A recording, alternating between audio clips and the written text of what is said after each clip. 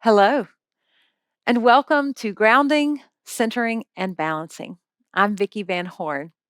This brief practice is designed to bring a stronger sense of rootedness into your body and internally and externally help you to feel a bit more balanced and even.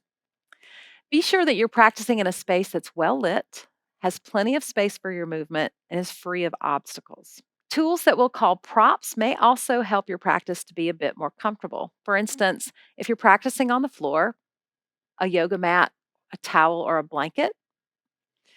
If you're practicing in a chair, have a chair, a blanket, or a block, and a pillow might also come in handy throughout the practice.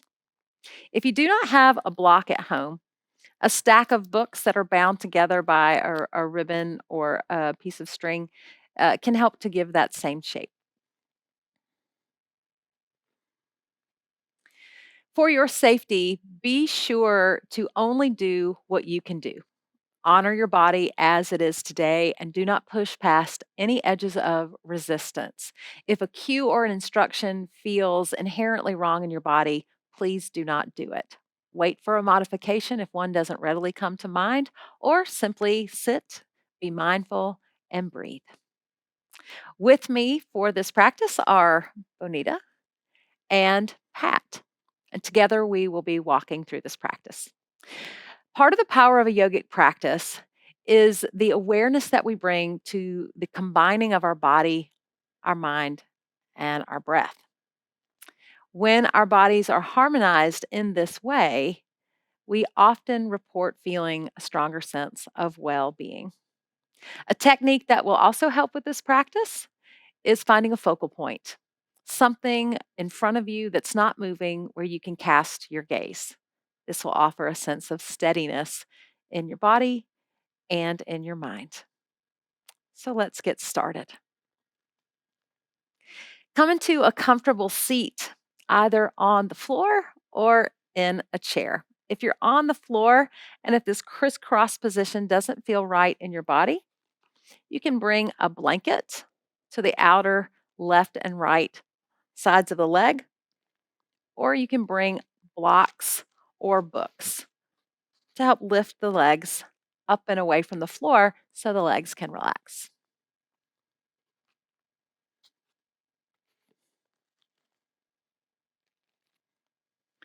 Today, we're first going to explore mind and eye cave. And for this, we'll warm up the hands to get started. So, rub the hands together and generate a little heat. The warmer the hands, the more soothing and grounding this is going to feel. When you're ready, bring the perimeter of your palm to the outside edges of your eyes, the brow bone, the cheekbone, and the temples, and create a seal.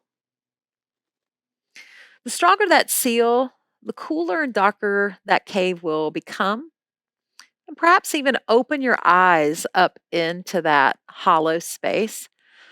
Take a few breaths. Start to draw your awareness within. Continue to breathe a slow, steady, smooth breath. And when you're ready, release your hands away from your face and open your eyes. Next, we're going to explore alternate nostril breathing. This is a great way to balance the breath. We know that if experiences and emotions can change the way we breathe, changing the way we breathe can change the way we feel. So let's begin by first placing your right elbow in the palm of your elevated left hand. We want to find the bridge of the nose, this diamond shaped bone that lives at the top of the nose. Just below that is a soft, hollow spot. We want to bring the thumb on the right hand to the right side of the nose and the ring finger to the left side. Notice that if you press very gently in that space, it'll block off the flow of air to that nostril. You can either tuck your two middle fingers there towards your palm or press your fingers to your forehead. On your next inhale, just take a full, smooth, easy breath and perhaps close your eyes. And on your next inhale, press into the right side of the nose. Breathe in through the left. And then close the left, breathe out through the right. Breathe in through the right. Close the right, breathe out through the left. In left, close left, out right. In through the right. Close right, out left. One more round. In through the left. Close left, out right.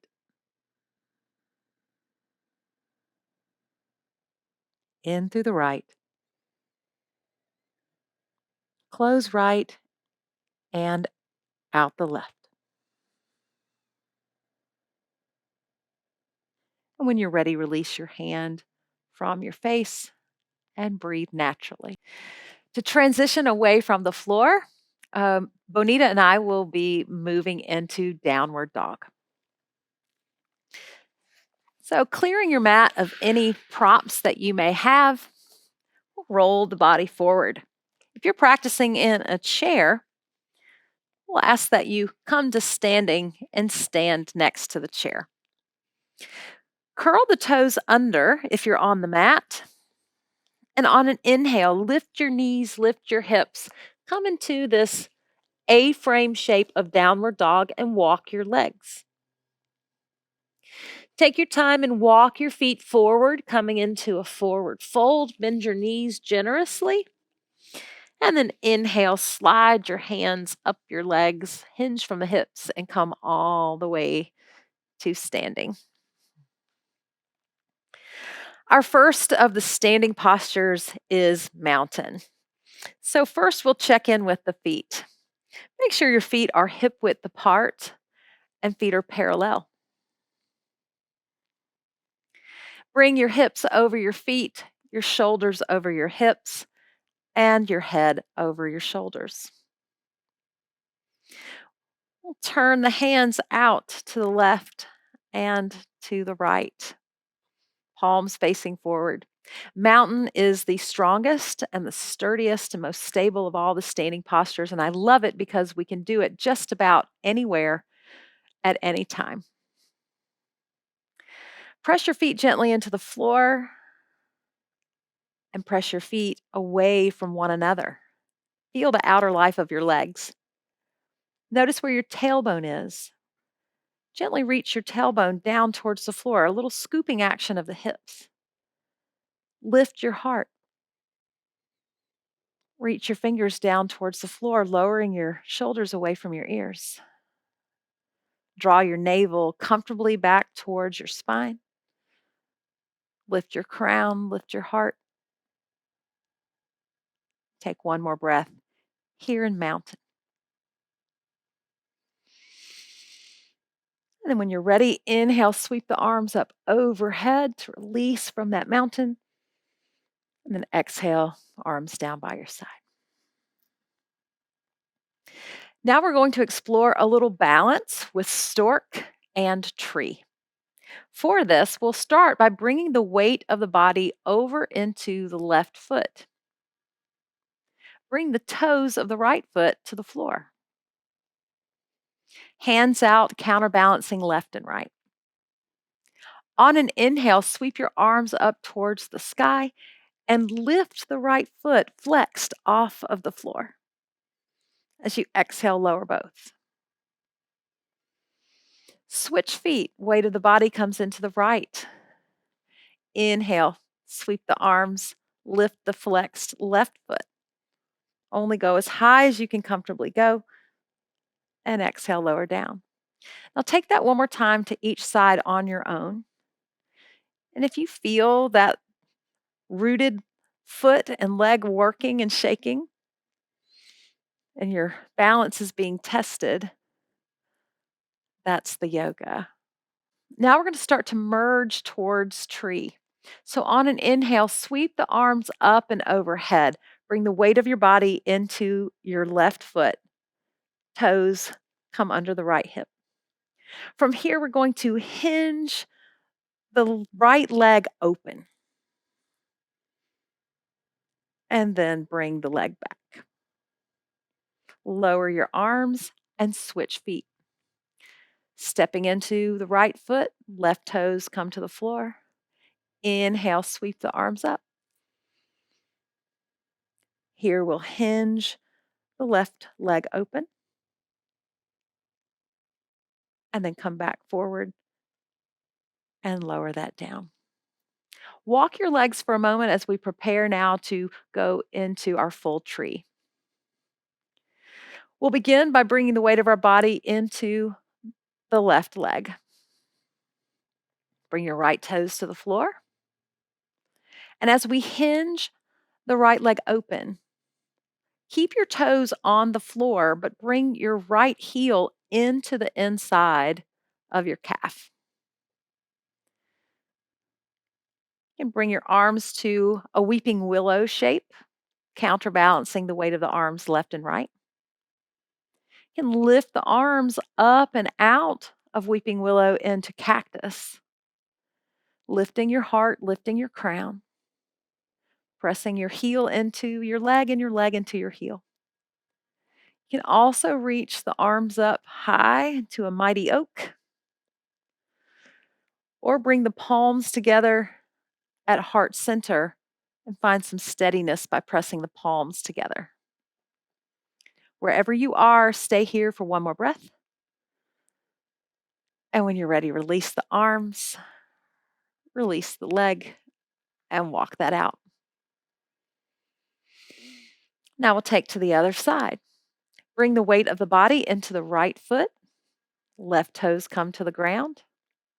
Stack the entire right side of the body on top of itself. When you're ready, inhale, hinge the left leg open.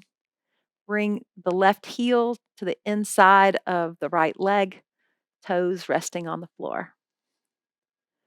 Stack the entire right side of the body. And then bring your arms into whatever expression of tree feels right for you. Find that focal point somewhere in front of you, a point that's not moving, to steadily rest your gaze.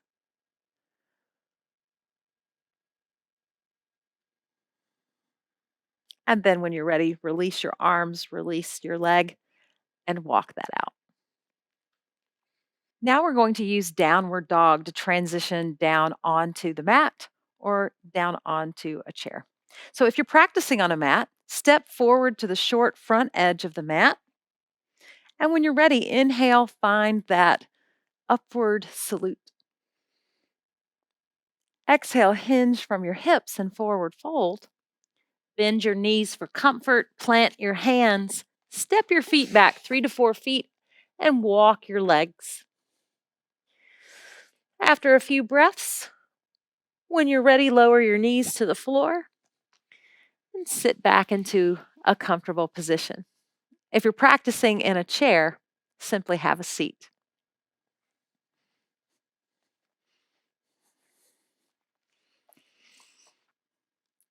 Next, we're going to move into crocodile pose. This is a reclining prone pose that really helps us to settle into a deep diaphragmatic breath, the engine of our breath, if you will. Benita is going to first come into a pose called wide kneed child's pose. This is for anyone who might be an expectant mother who is in an advanced trimester. This is a much safer position to come into for this deep rest we're about to experience. So, first, roll your body forward, coming into a tabletop pose. Take your knees as wide as your mat. And if you have tight knees or tight ankles, maybe consider placing a blanket behind your calves. From here, with long arms, press your hips back towards your heels. Slide your hands forward. Invite your forehead to come to the mat. If you wish to bring the floor up to you, you can stack your fists and bring your forehead to rest on your top hand. Stay here and keep breathing. If you're coming into crocodile, let's take a look at that shape. So Benita's going to come up and out of child's pose. Walk your body forward, come into a plank position, knees hip width apart, and lower your body down onto the floor. Take your feet as wide as your mat. Let your ankles fall in towards the floor. Release everything from the hips to the feet. And then stack your hands, stack your wrists, or stack your forearms. Bring your forehead to rest on your top hand or wrist and release your shoulders. Let everything from the navel up release and let go. We'll be here and take several breaths. If you're practicing in a chair, we'll follow Pat. Bring a blanket and or a pillow to rest on your lap. Allow your hips to sit comfortably back in the chair.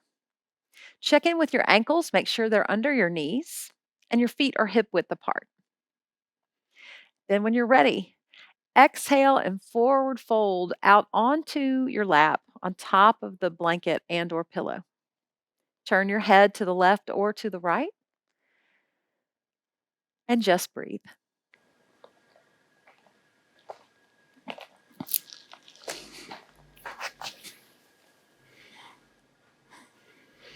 When you are ready, slowly begin to lift your head off of the surface that it is on. If you're on a mat, bring your feet back as wide as your hips. Bring your hands under your shoulders, press into your hands, lift to tabletop, and come back to seated. If you're at a chair, hinge from the hips and lift your torso away from your lap.